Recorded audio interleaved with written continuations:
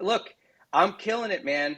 I want to talk about the green IT stuff, because even some of the Oh, nice. executives, some of the SVPs I spoke to about doing green IT initiatives here, using your library pack.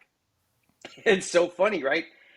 Even if they don't believe in it, Tom, right? Even if they don't believe in it, right?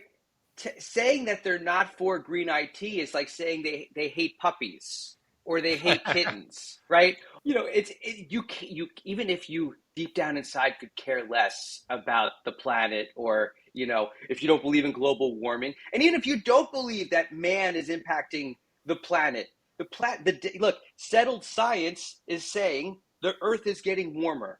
Whether we have an impact on it or not, if I told you there was a 1% chance, a 0.5% chance that you could do something about it, you'd be a complete turd if you don't get behind it, right? To say, yes, let's make the planet a little, if there's a 1% chance, I myself can turn my laptop off on a Friday and power it back on a Monday and prevent, 72 trillion tons of carbon from going into the environment. Why wouldn't you? Welcome, IT changemakers, to the DEX Show with Tim Flower and Tom McGraw. Let's get into it. So I should just say here, hold on, Geoff. I should just say, since we're recording, I'm just going to pitch in. Welcome to the DEX Show. I'm here with Geoff Wright for the third time.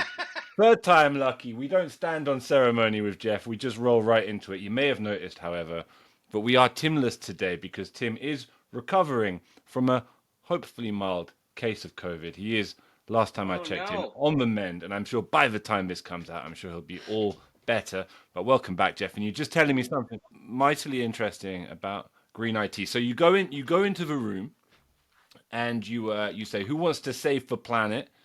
And you get a few enthusiastic hands raised, and you get a couple of like, "Oh goodness, I suppose I'd better do something," hands raised, and you go, "Right then, what's the next stage? What have you been doing?" So we just got to experience, right? So we just migrated to the cloud. Cool. Right? Congrats. I'm so excited. Yeah. Awesome. Yeah. It's so funny, right? We have, I report now to I'm now reporting to a senior director, who has a really, he's out of Chicago. He meets with the CEO, the CFO. He meets with a lot of the executives because that's his role. Like, he's the North American director in this space, but he rubs elbows all the time with senior leadership because our global headquarters is in Chicago, and they value his opinion a lot. So he has where they're like, "Oh, who's going to listen to Geoff?" They often go, "Okay, no, like let's pull Geoff in the room, like get Chris in the room, that's my boss," and then we have these calls, and it's hey, let's focus on this, let's focus on that.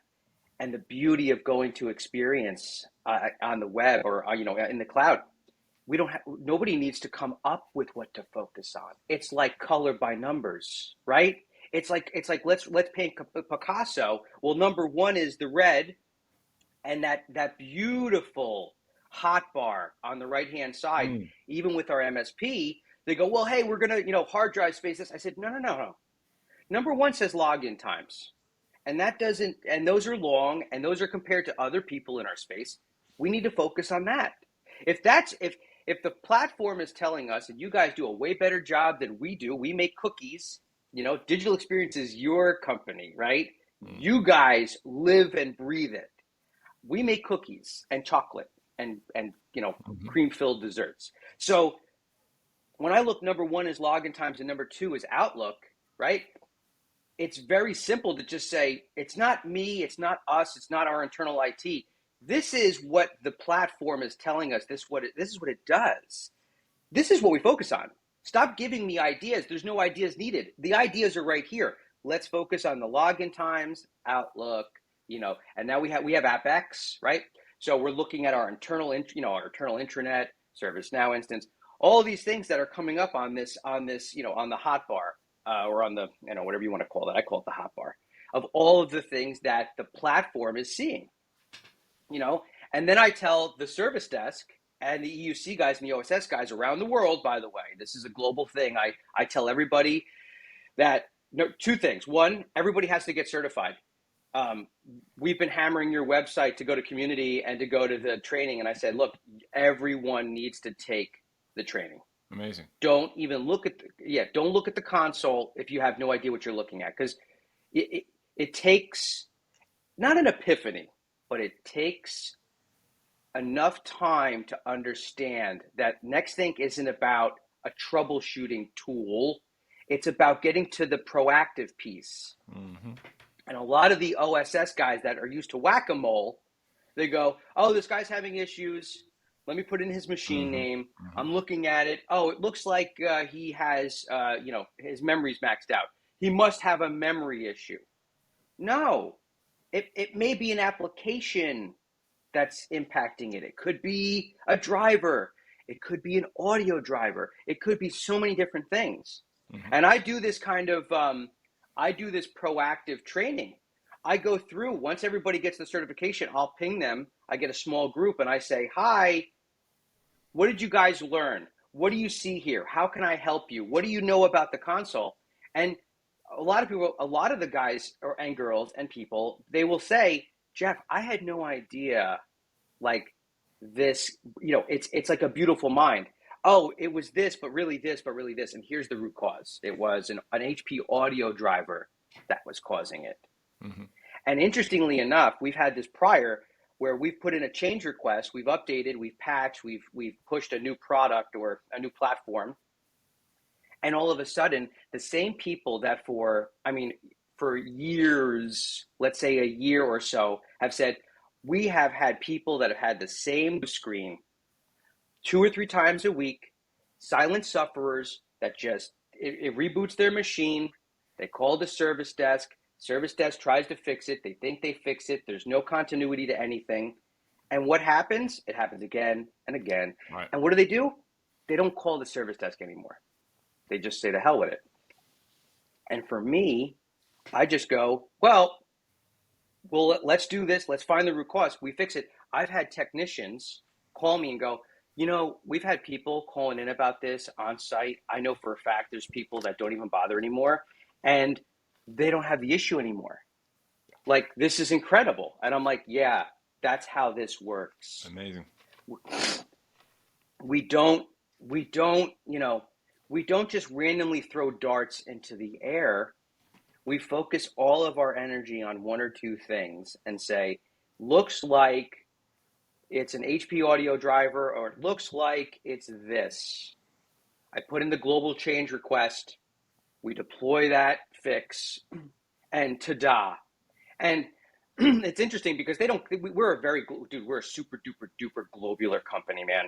Australia, New Zealand, China. I mean, dude, you name it. And there's so many different, variables. But I've had people that never really even talk to each other, because there's a guy in South America and there's a guy in, let's say Ukraine, there's a guy in here, right? That have all come together on these calls that I've had. And they've said, I can't believe we're not having this issue anymore. And of course, my first question is, why don't you guys escalate these things? Mm-hmm, mm-hmm. If you're seeing blue screens, and Brazil's seeing blue screens, and Mexico City seeing blue screens, and Canada seeing, why don't you guys, and it's the, even the techs are like, because we're just tired of saying it. Like, the users are tired of saying it, they don't call. The technicians are tired of hearing it. So and they've most of them have done their due diligence and tried to help. But Tim and I talked about this before, and this, techs will do anything they can to make good techs will do anything they can to make the customer happy, right? Sure. I need a new driver. I need this. They'll just do it. And then what is that? It's a butterfly effect. Mm-hmm. Oh, I think I fixed it. And they think they fixed it, but by installing that, it broke this. Mm-hmm.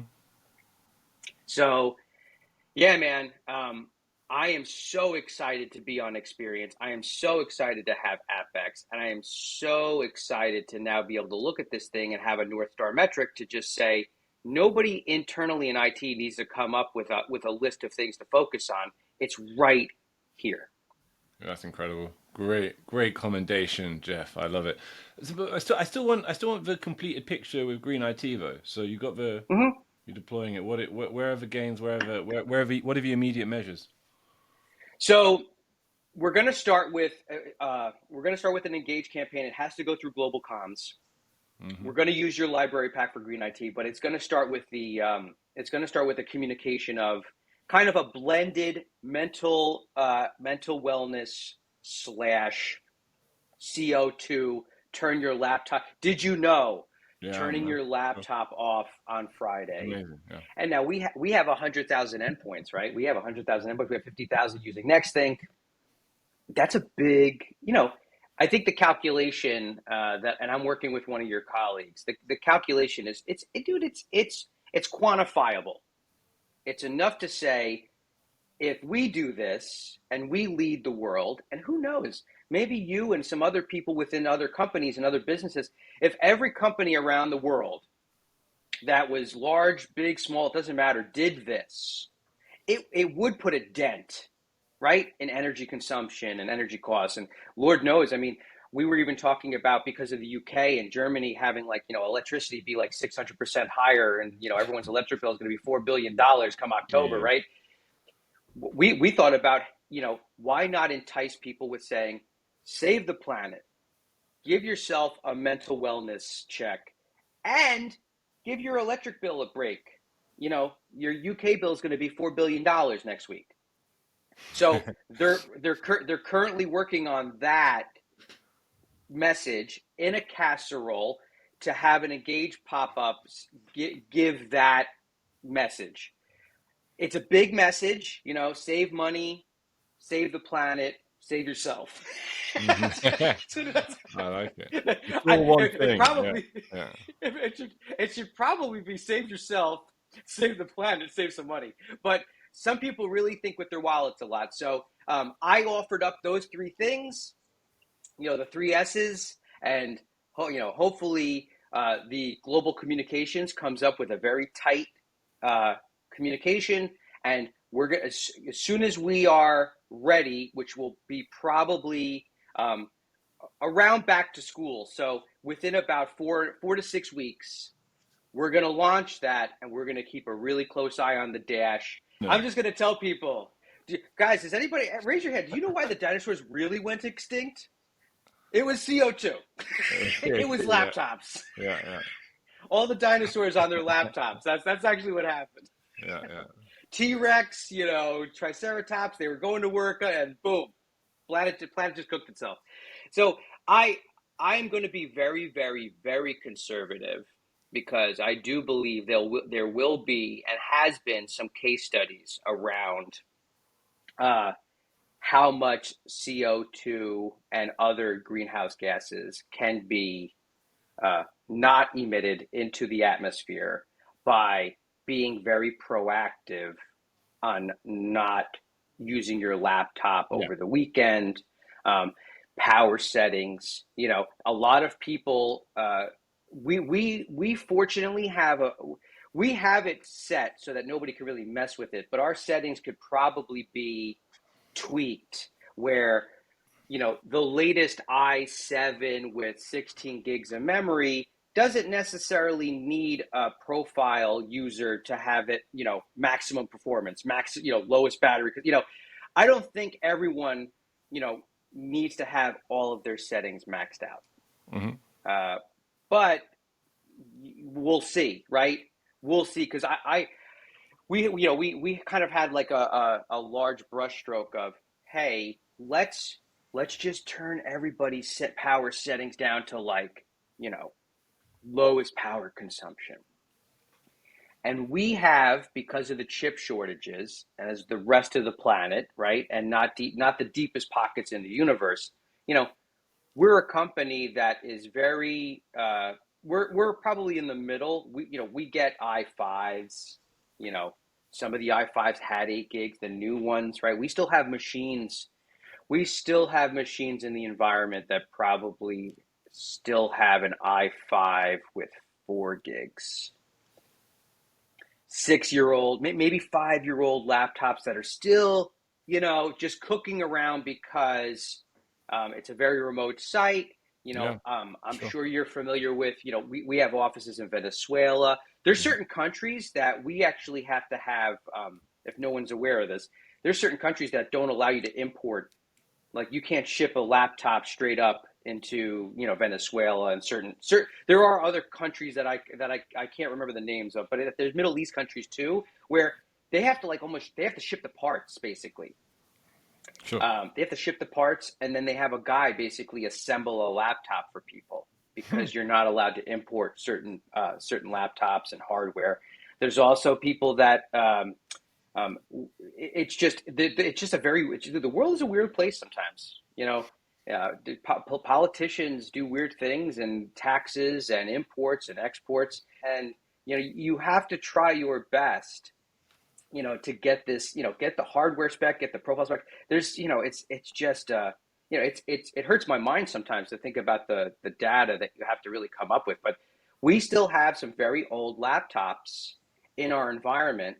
And to brush that stroke, getting back to it, to brush that stroke and say, we're going to, minimize your performance settings and your battery settings and all these things, it would kill those laptops. Yeah.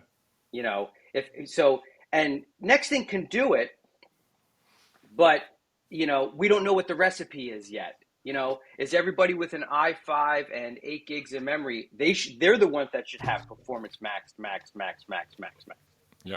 The i7 with 16 gigs that we just got, if you're running web apps and Outlook, you don't need the i7 16 gigs going just burning, with the fan going. Because that's the thing. We have these CAD stations or these these elite work, the beefy laptops, right? Mm-hmm. We have those things, and sometimes I see them in the office, and it sounds like a helicopter taking off. I'm sure you've seen it's just, and I can hear it in the lab area by where the people and I tell them sometimes, I'm like, it is so hot in here. Because it's like a big lab. I'm like, it's kind of an open area, but I'm like, it's so hot. I'm like, do you really need to have these things maxed out? And they're like, honestly, they're like, this is how it came. So when I hear this is how it came, I believe somebody that created the image and created that, that firmware setup said, oh, it's a CAD station. You better just max performance, max this, and battery low and energy high. I don't think they need to do that. I also believe that from what I've talked to some folks at Intel and even AMD, because we were trying to do some other stuff. All of these chips now do a darn good job of giving you what you need when you need it and then throttling back. So for us to come in and just max everything out, honestly, although Nexthing does a good job, if we just put everything to auto, right? Intel is very conscious, right? With they're working on the chips to do a better job mining Bitcoins and AMD and even NVIDIA. Like there's, you want to talk about a travesty to planet Earth. Mining Bitcoin is like incredibly stressful on the environment with the amount of energy and cooling and all the stuff that it takes. Intel's aware of that, and their latest chips are actually going to be like, I know, I read an article, 50 or 75% less energy consumption to mine Bitcoins and stuff. Mm. So if Intel has that kind of lab working on these things, this is the same technology that's going to trickle down to their chips in the coming years. And that same science is going to be based in their firmware upgrades on their machines. I know, my wife has an older she has an M7, which is the mobile. She has an M7, an older M7 when they had it. It does a tremendous job of like firing off to like 3 gigahertz plus when it needs it. And then it goes right back down to like chill mode, right? In auto, I feel like we should just be doing that, period. Nobody should really be messing with those performance settings unless there's really an issue, right? Which is what I'll be diving into on the Nexthing side, because we've tried to kind of work on the performance of machines with the green IT stuff, but Green IT does not necessarily involve the performance firmware. Your library pack is a little bit different. So again, this is just my, I'm flying in the dark just like the rest of the people. Geoff, I mean, it's like what you're saying is, if you want to start being more environmentally conscious without actually impeding people's productivity and needs, you need to know what those needs are on a persona basis. Is that accurate? Yes. Cool. So Yeah. here's something I wanted to ask you about, Geoff, getting you back on the show and all. Last time we spoke, you gave, I think, the most vivid and entertaining description of the Great Resignation, what was called the Great Resignation, than I've ever heard. It sounded like IT professionals were becoming billionaires from one day to the next. People were just sweeping down, taking anything they could from your team, double salaries, sweeping them off again.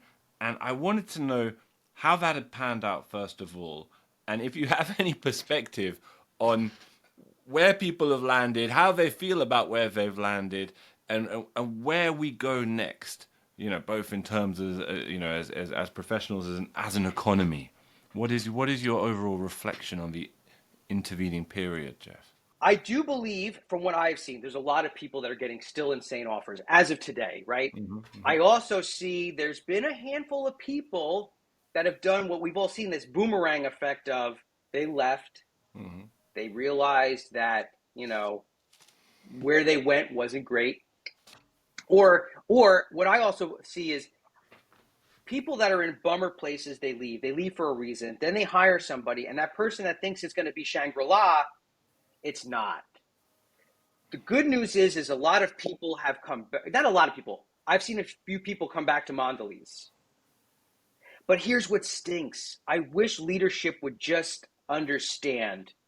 We see the data all the time, Tom. It costs $400,000 to replace, it takes 4 or 5 times somebody's salary to replace them than to keep them, right? We see all this data around it, right? Sure. So then why aren't we giving people an opportunity to stay? I talk to some people sometimes, they're like, look, I wasn't looking for, I asked for 20%, which, by the way, 20% is the market adjustment for my role. And that's the thing that's crazy, right? To rehire somebody in your role right now, where you are, it's 20%. Okay. So, hi, I'm going to leave. Give me 20%. Sorry, can't do it. And look, I'm not in the ether, but I can tell you that I feel this, there's like this struggle.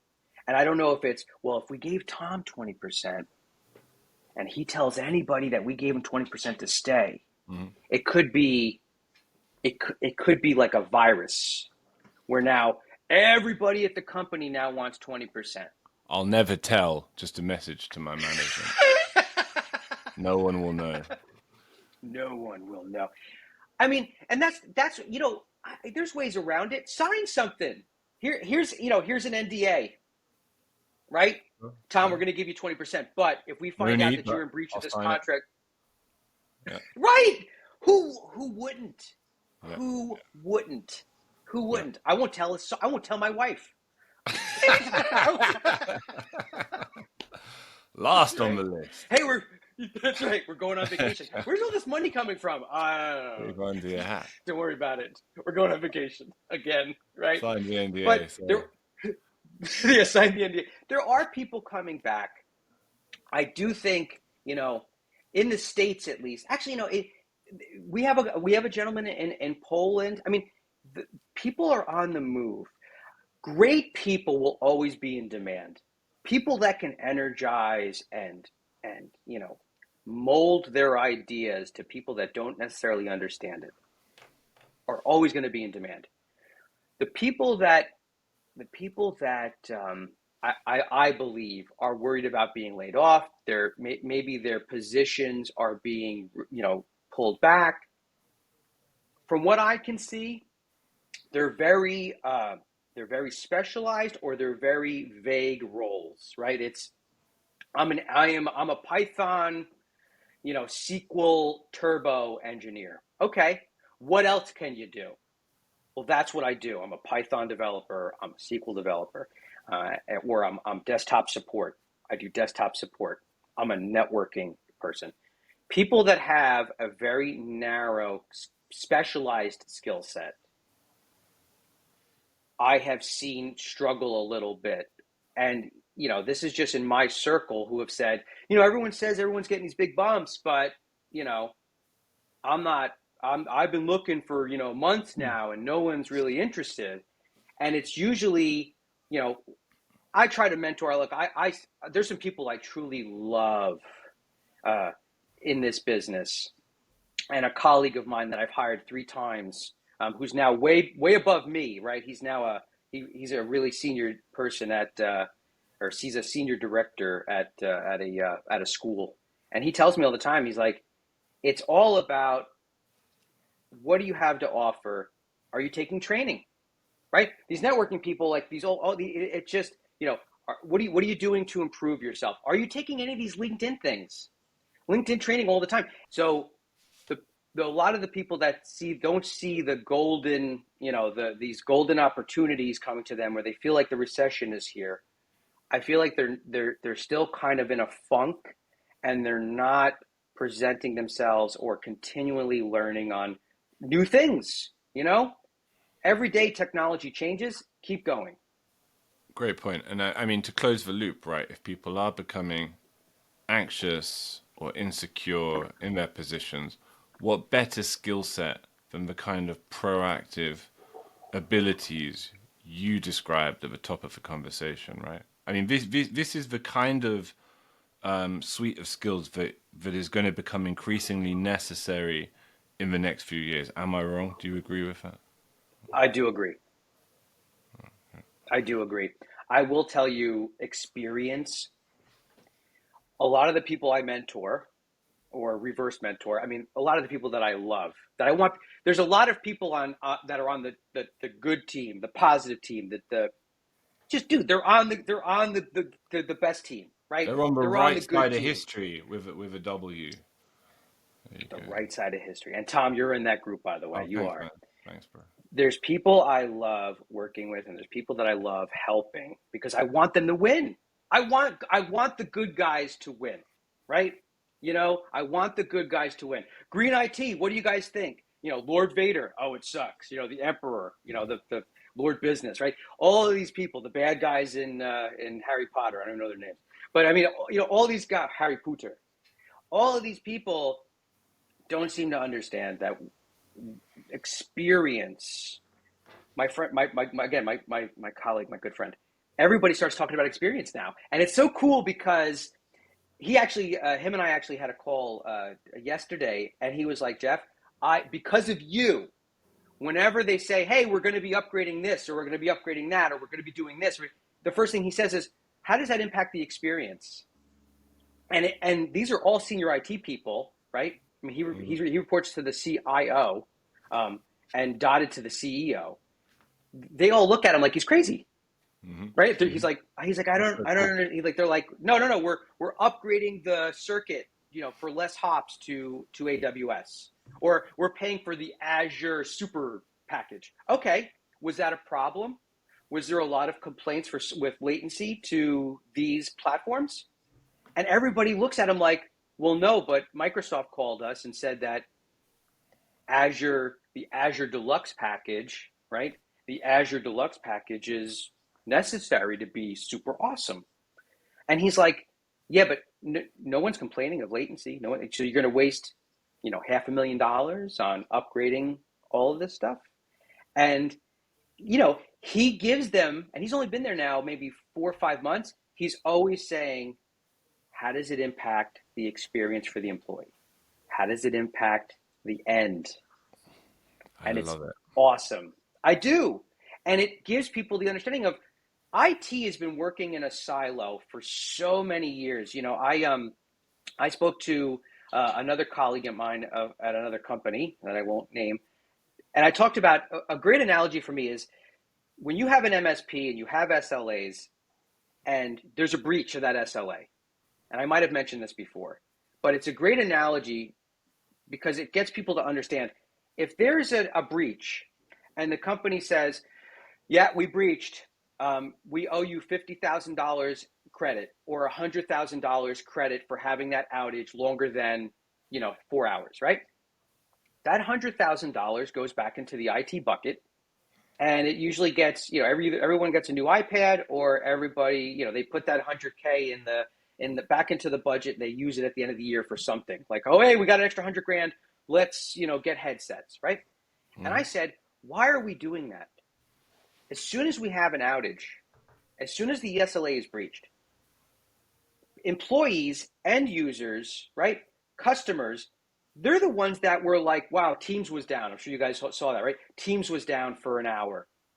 Outlook was down for 2 hours. I couldn't work for 2 hours. This is ridiculous. I have deliverables. I have stuff. I'm stressed. I'm aggravated. My laptop, like I can't tell you how many people were like texting me because we had the Teams outage. Well, what was it, last week? I think it was. I don't know, it was like 2 weeks ago. People were screaming. I actually pinged my brother. I'm like, dude, what'd you do? Trip on a cable? Like, how did you bring down Teams? But the question is, why are we taking that $100K and putting it back in IT budget? We should contact every employee and say, sorry about the Teams outage. We understand that sorry for the Outlook outage. We know you couldn't work for 2 hours. Please accept the credit we received from Microsoft. Please accept this $25 gift card for Starbucks or Amazon or Target. We are going to ask for this to be divvied up so that, yeah, it's not a lot, but it's IT's way to say we're sorry. We did our best to get it back up and running. Yeah. $25 gift card to Applebee's or to a pub or to a restaurant or to Amazon or to Target or to whatever place around the world. It could be how about this? Go super global. $25 Visa, MasterCard. Get whatever you want with the money that Microsoft is going to give us because they messed up. And we did our best, but so you know that we are aware of how miserable you were for 2 hours because you had deliverables and Outlook was down, right? Here you go. Could you imagine? Go. Could you imagine the positive impact that would have on every employee at a company? It's a beautiful thought. It's a beautiful thought. It really is. Well, it's going to be more than a thought. I've already talked about this a few times with leadership, and they're like, "Well, how would we do it?" Figure it out, man. Engage. That's right. That's right. Engage. How you do it? I'm not a finance guy. Give it to one of the Excel spreadsheet people. We have plenty of them, right? Hire a company to figure it. Dude, there's plenty of people that do that for a living, right? I'm sure you guys do it. Like go to this website, put in this coupon code, and get whatever you want, right? They have those sites. I've seen them a million times, right? Yeah, do that. Of course. Here's the 45,000 ways you can spend Microsoft's money for giving you a poor experience. And by the way, that had nothing to do with internal IT. Yeah. That's the other piece of that, right? How many people, you and I are in IT, how many people have no idea that when Teams goes down, they could think it's us. They could think it's internal IT. Oh, Teams is down. Outlook is down. Our IT sucks. Our IT sucks. Well, no, this wasn't our outage. This was theirs. Oh, and by the way, they have to give us credits because they messed up and there was an outage. We want to show you that we care and that we understand the impact you had. Here's a gift card. Go take your family out. That 2 hours of misery you went through because you had work to do and you couldn't do it, right? It doesn't make up for the time you lost, but it's a little something to say, thank you for being patient. By the way, it wasn't us. I have like a scrolling marquee, right? It wasn't me. This was not us. It wasn't me. Yeah. Go take your family out to dinner. Go get yourself a $25 coffee. It is such a great idea. I would say a visionary idea, Geoff. And we are running short of time, and I don't want to add any lesser thoughts to leave people with than that sterling one. So thank you so much for coming back for the third time, our first 3-time guest. And I'm sure we're going to see you a 4th time, Geoff. And I just want to say to listeners, actually, who do enjoy the right side of history with a W, to check out the DEX Hub, where your first written piece for us is going to be appearing, I'd say, between now and publication of the show. So go and have a look anyway. And if it's not there yet, you'll be okay. You can enjoy lots of other fantastic articles in the meantime. Geoff, until next time, have a good one. All right, thanks, man. To make sure that you never miss an episode, subscribe to the show in Apple Podcasts, Spotify, or your favorite podcast player. And if you're listening on Apple Podcasts, make sure to leave a rating of the show. Just tap the number of stars you think the podcast deserves. If you'd like to learn more about how NextThink can help you improve your digital employee experience, head over to nextthink.com. Thank you so much for listening. Until next time.